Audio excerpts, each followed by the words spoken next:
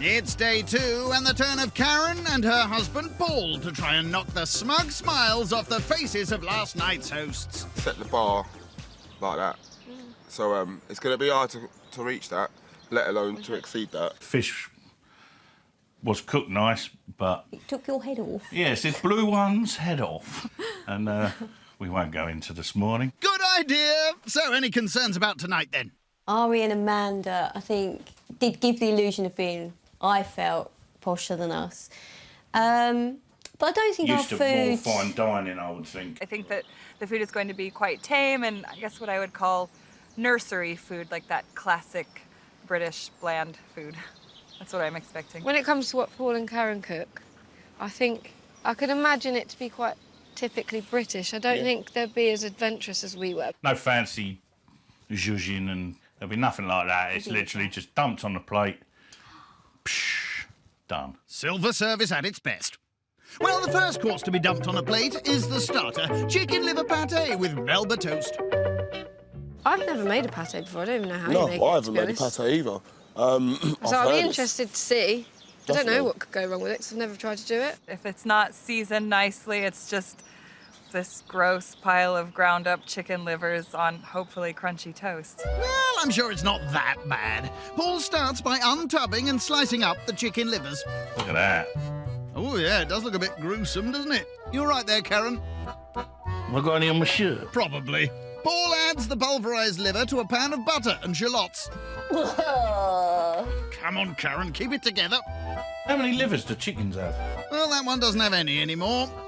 In goes a slug of brandy, then it's time to sieve.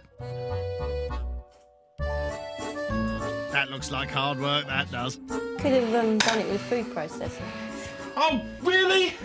Now she tells him. Karen spoons the hand-sieved pâté into bowls. Yep, should have used that blender, all right. Then tops with lashings of melted butter. They'll be served with Melba toast. Main please, Paul's Christmas ham with Madeira jus, potatoes and seasonal veg. It's the wrong time of year for Christmas ham.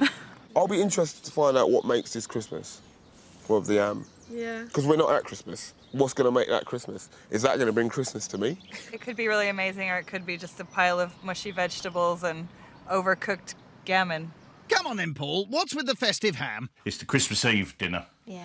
For all the family. It started as a quite of a nice, simple Christmas Eve dinner because a lot of rich food over Christmas. And then the children actually love it. Shame the kids aren't coming. Paul kicks off the main by unwrapping his ham and giving it a good slap. There we go. But it looks good. There's plenty of meat on there. The ham gets plonked into water. Then spices and chopped veg are added for a stock. Lovely. Paul's Christmas ham, ready to go. Now, careful, Paul. Oh, there it goes. On to the veg.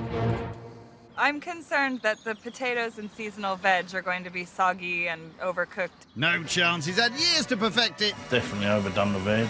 Oh, has he? Right, good. Veg, done. Overdone, more like. Dessert next. Lemon and blueberry trifle with ginger biscuits. Ooh. I like every single one of those flavours. Right. Trifle is really simple. It's fine. It's not something I would ever make or choose to have in a restaurant, but I'll eat it happily. Well, don't put yourself out. I'm going to take charge Too right. of the dessert. And you can bark the orders and I shall be your whipping boy. Cool. Karen kicks off by mixing sugar and butter for the sponge, whilst Paul gets to grips with the eggs. Do you need all the yolk? Helpful. Crikey, this could take some time. Oh, you're not going to scoop that back in. Oh, he only is. None the wiser. All right. Michelin star, Paul. Michelin star. The eggs go into the mix with flour, milk and lemon zest. Then it's into the oven. Paul is then let loose on more eggs for the custard.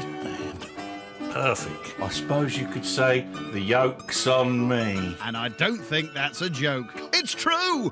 Paul mixes the eggs with sugar, then Karen adds heated cream and vanilla to make the custard.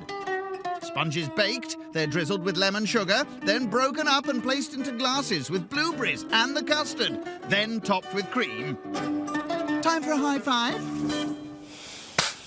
Oh. Unlucky Karen. Having seen Paul and Karen's menu, I think that Anthony and Fiona are definitely still our competition. If they're going to beat us with this menu, every single component on there has got to be spot on.